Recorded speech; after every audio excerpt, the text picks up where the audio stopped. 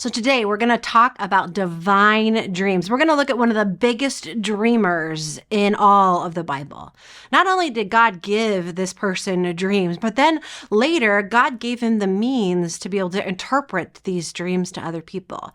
Today we're going to talk about Joseph. Now, Joseph, he was born to his father, Jacob. And then Joseph had all these other brothers. He had 11 brothers and one sister, but he was kind of a punk kid. He had those dreams, but he knew that he was also his father's favorite. You see, his father had given him this robe that was full of many colors. And for you and I, we think about, we've got clothes with all these colors. I don't understand why that robe was so special. But back there in that ancient time, any color that would have been woven into fabric, it had to be harvested from berries or maybe bark or seashells. And then it had to be boiled down and soaked into that color. So a robe of colors was so valuable. Now, Joseph, he knows that he is kind of all that. But then he gets these dreams kind of in his teenage childhood years. He gets these dreams and he's bold enough to go to his other 11 brothers or 10 older brothers. He's got one younger brother, 10 older brothers in the field. And then he says to them, can you imagine hearing this from your kid brother? He says to this, guys, I want you to listen to the dream I had. Together, we were binding sheaves of grain out in the field when all of a sudden, my sheaf rose up and stood upright, and your sheaves all gathered around mine and bowed down to it. That ticked off his brothers in the biggest way. But then later he tells the brothers again, he says, and then I had another dream. I had a dream that this time the sun and the moon and 11 stars, they all bowed down towards me. Can you imagine hearing this from your brother and how irritating it was? Well, it grew, and I'm sure there's more to the story, but it was irritating so much to his brothers. They were so jealous of both his coat and his braggery that they wanted to get rid of him. And so for a series of events, Joseph ends up being sold by his brothers into this group of Ishmaelites that are traveling over to Egypt. So Joseph ends up in slavery. And after this, his life isn't really great for a while. He ends up becoming a slave in the household of an Egyptian named Potiphar. Now, Potiphar's wife thinks that Joseph is good looking, and so she continually invites him to come to bed with her. And he says, no, I need to be faithful to God, and I am not going to go to bed with her. And finally, she accuses him of doing that exact thing, and Potiphar is enraged that Joseph has slept with his wife, even though Joseph really didn't. And then he has Joseph put into prison. He's in prison, and for a while he is forgotten there. I can imagine after these series of thinking about how he had these dreams as a kid where his brothers bowed down, but now all he can find himself is in slavery and in prison. But all of a sudden, after a little while in prison, two of Pharaoh's kind of key people, the cupbearer and the baker, end up in prison. And they're right alongside him, but eventually they end up with some dreams of their own. You see, the cupbearer has this dream, and the baker has this dream. And then Joseph says, you know what? I'll ask God if I can interpret those dreams for you. Joseph predicts that the cupbearer is going to go back to Pharaoh's palace after 3 days and reinstated as the cupbearer. But then he predicts that the baker is going to be killed in 3 days. And then these things happen.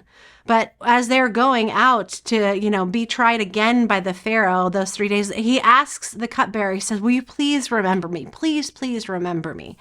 But the cupbearer forgets. He forgets that his dream was ever interpreted by this guy, Joseph.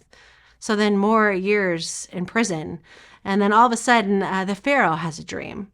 The Pharaoh invites all of his advisors to come and interpret the dream, and they can't. And the Pharaoh is just sick about this dream.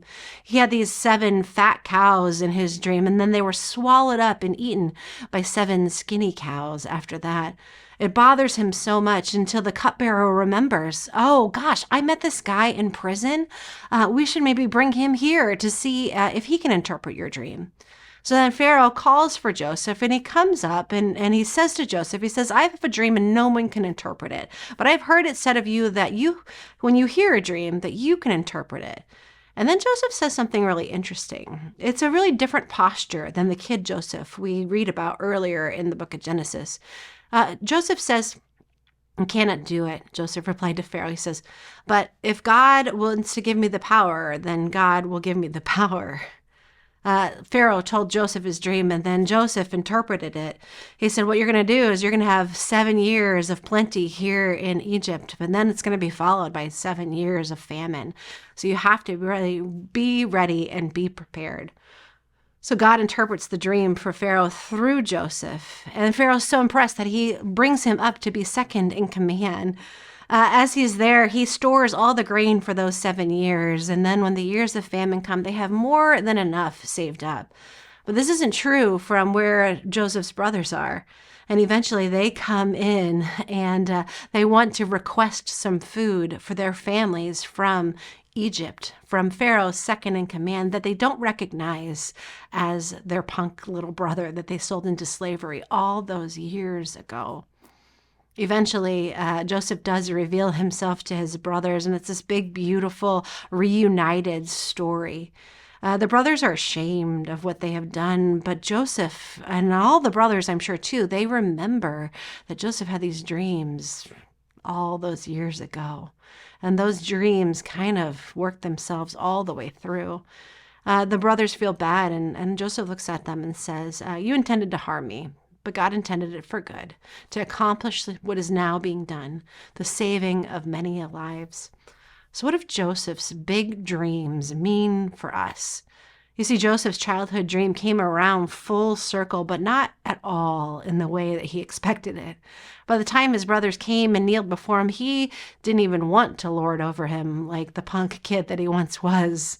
He had gone through slavery and false accusations. He'd gone through imprisonment. He had gone through being forgotten, all of it. But here's the thing for us to remember. Even though there was a dream at this one point and the fulfillment of that dream at this point, God, and lots of suffering and challenges in between, God was faithful through it. But then even more than that, God used all the terrible things that sort of happened in the process too. So then I think, isn't this true for our dreams? That God will be faithful through them?